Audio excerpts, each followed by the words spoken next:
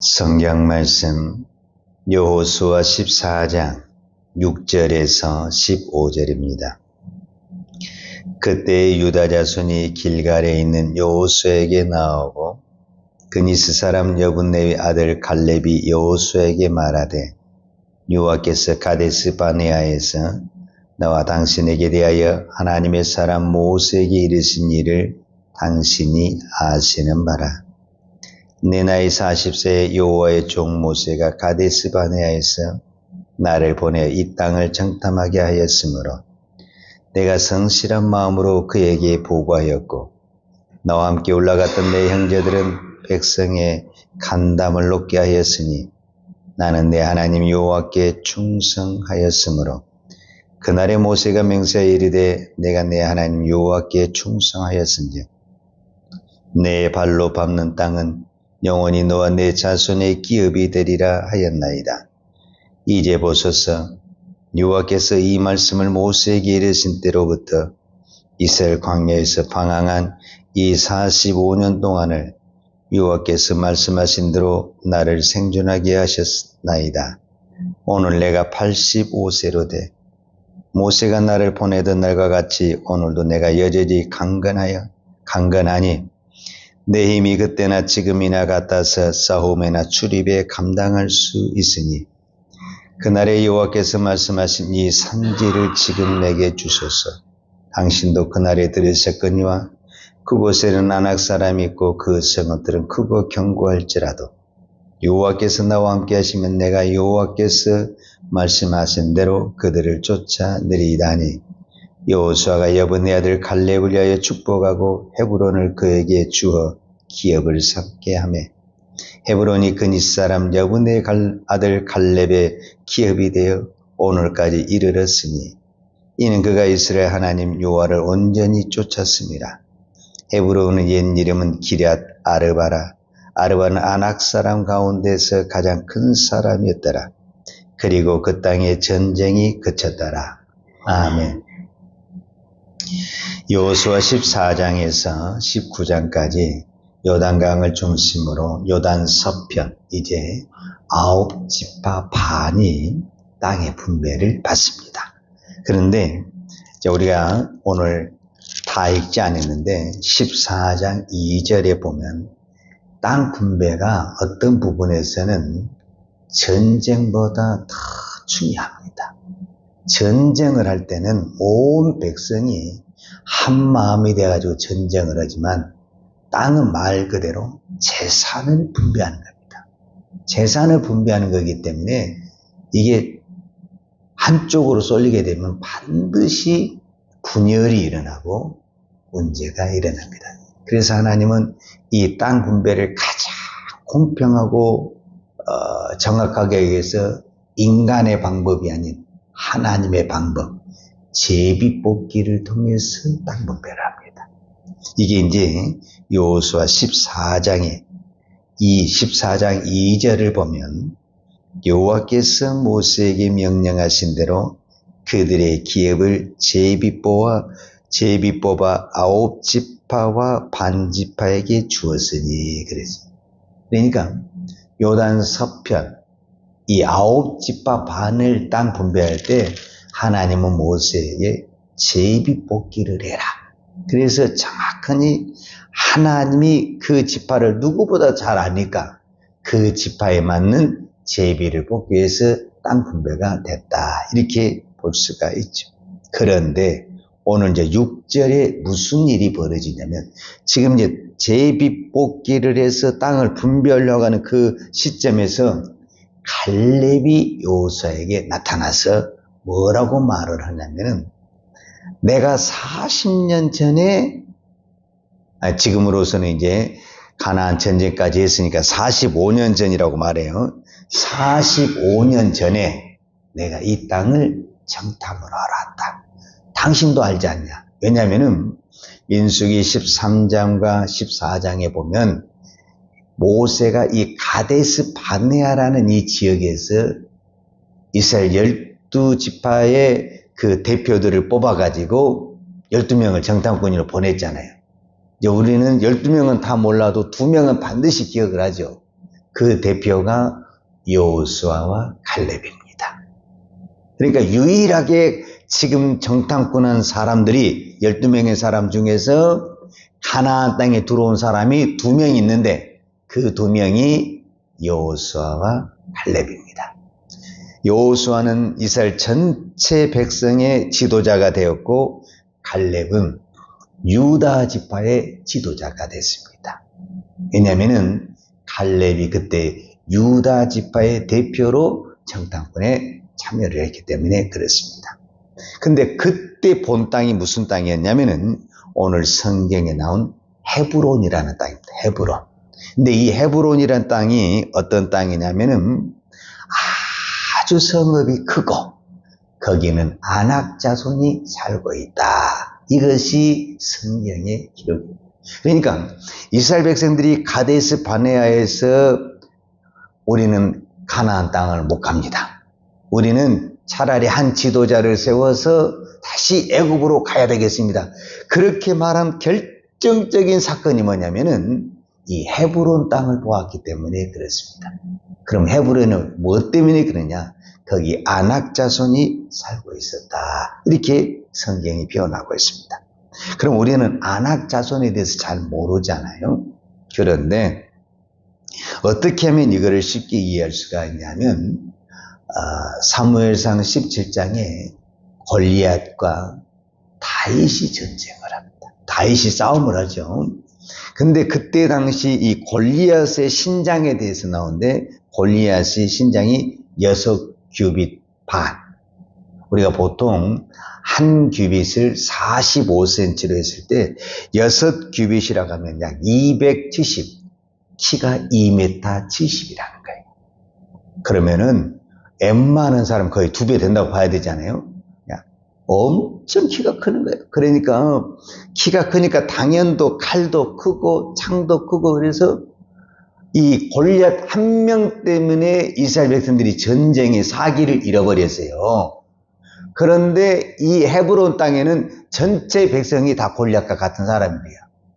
그럼 이제 우리가 감이 딱 오죠. 한 명만 있어도 사기를 잃어버리는데 그 성에는 골리앗 같은 사람이 다 그냥 보통 사람이야. 그런 경우 있잖아요. 어떤 지역에는 신장이 커가지고. 그러니까 그것을 본 이 정탐꾼들이 입이 벌어져 버리는 거예요. 여기를 어떻게 와? 이 성을 어떻게 점령해? 우리는 죽었다 깨어나도 못와. 그러니까 그대로 가서 보고를 해버리는 거예요. 그러니까 이제 백성들이 그 소리를 듣고 우리 못 간다.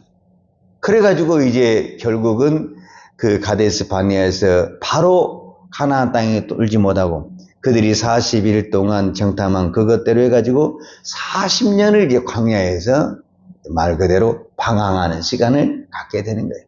그리고 이제 40년 후에 실제적으로 가나안 땅에 들어온 사람이 여호수아와 갈렙입니다. 그런데 루벤 지파, 갓 지파, 므낫세 반 지파는 요단 동편에 있는 땅을 받았어요. 근데 그 땅은 하나님이 약속한 땅도 아니고 그들이 보니까 너무너무 좋은 땅이야. 이미 점령한 땅이고 너무너무 좋은 땅이야. 그래서 어떤 부분에서는 억지로 받은 거예요. 그것은 모세가 하나님이 약속의 땅으로 준 것이 아니라 하도 졸르니까 마지못해서 허락해 준 땅이 요단 동편의 땅입니다. 그러니까 우리가 하나님께 받아도 약속으로 받은 것은 기쁨이 되고 축복이 됩니다. 근데 억지로 받은 것은 결국은 그것이 화가 되고 재앙이 됩니다. 왜냐? 요단 동편은 너무 좋은 땅입니다. 여러분, 내가 좋으면 남도 좋은 것입니다. 그렇지 않겠어요? 내가 이거 보니까 너무너무 좋은 거야. 내가 그래서 살겠다는 거야. 그러면 그 이방의 나라들도 여기가 너무너무 좋은 거야. 그럼 어떻게 하겠어요? 어떻게든 여기를 뺏으려고 전쟁이 끝나질 않는 거예요, 여기는.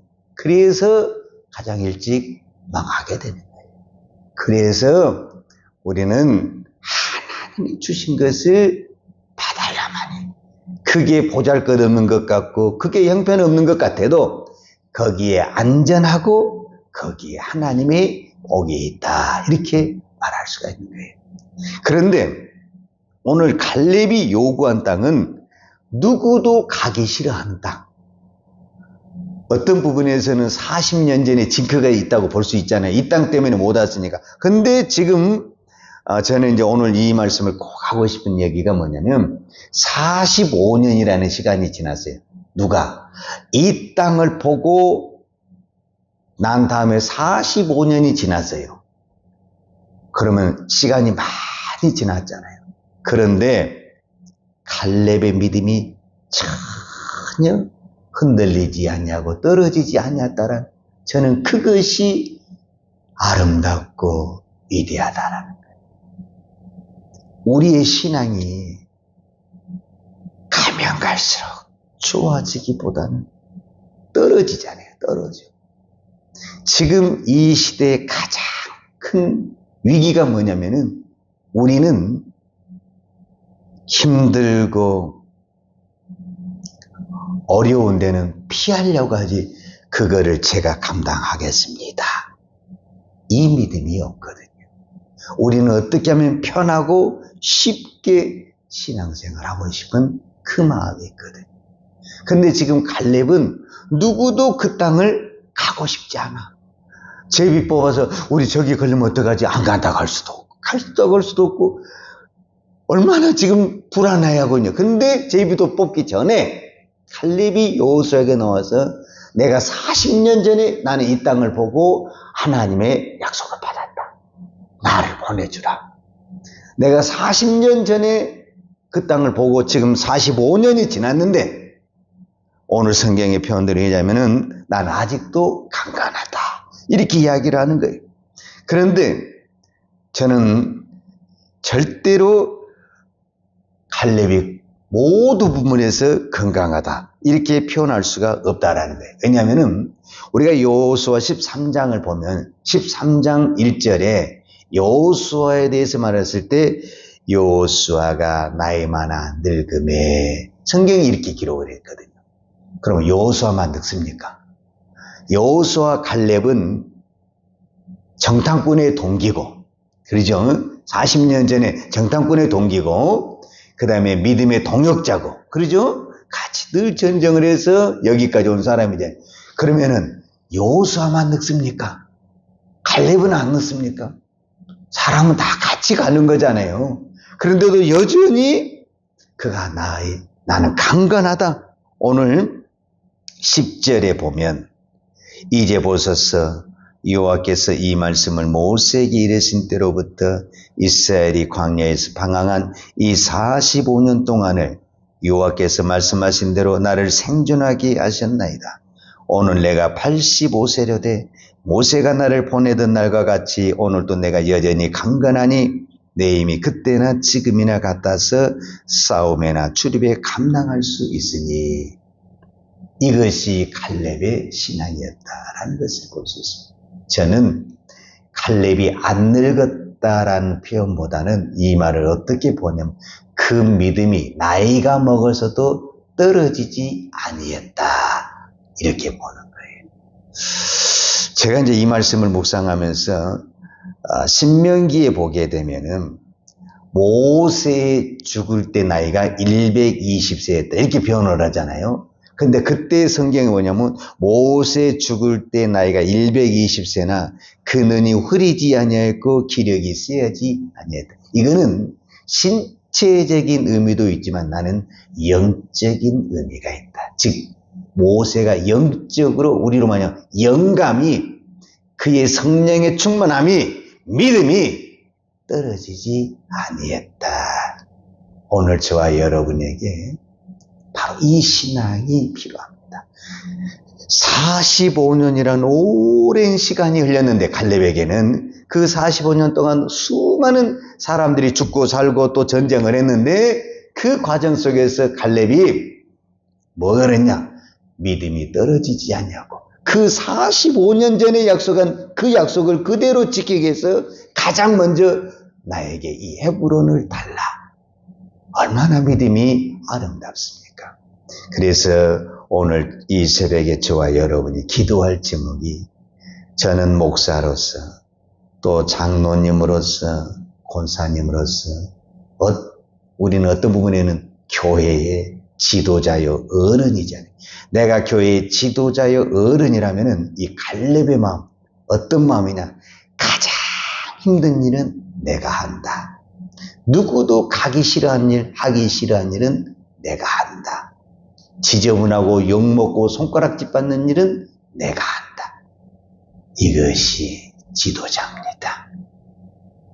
그런데 이 시대에 이렇게 교회가 많고 많은 성도가 있는데 대부분의 우리의 생각이 쉽고 편하고 인정받고 칭찬받고 존경받는 자리는 저요 이렇게 말을 하지만 힘들고 누구도 알아주지도 않고 욕먹는 자리는 못 들은 척, 못 본 척 해버리지 않습니까? 이 유다 지파에서 결국 다윗 왕이 나오고 메시아가 나오고 이 헤브론이 다윗이 왕이 됐을 때 처음에 7년 동안 왕의 자리를 했던 것이 헤브론이 되게 됩니다. 저는 오늘 이 말씀을 묵상하면서 우리의 가장 큰 복은 주님이 저와 여러분의 정확하게 말했잖아요. 내가 십자가를 지는 것이 복이다. 어떤 부분에서는 갈렙이 그 9지파 반을 대신해서 가장 먼저 가장 힘든 지역에 나를 보내라. 내가 질 수도 있고 이길 수도 있지만 갈렙은 딱 하나, 하나님이 함께 하시면 내가 이긴다.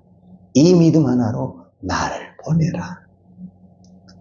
그 말은 내가 십자가를 지겠다. 그 말 아닙니까? 오늘도 내가 십자가를 치는 것이 때로는 억울한 것 같고 나만 손해본 것 같고 나만 이용당한 것 같지만 뒤돌아보면 그것이 진정한 축복이 되고 하나님의 복이 될 줄로 믿습니다. 기도하겠습니다. 하나님 아버지 감사합니다. 오늘도 저희들에게 기도의 은혜를 주신 아버지 감사합니다.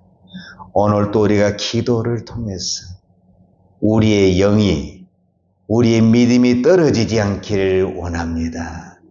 어떤 환경 속에서도 뒤로 물러나지 않냐고 가장 힘든 일은 가장 어려운 일은 칭찬받고 인정받는 자리가 아니라 욕먹는 자리는 내가 한다. 하나님 나를 보내주세요.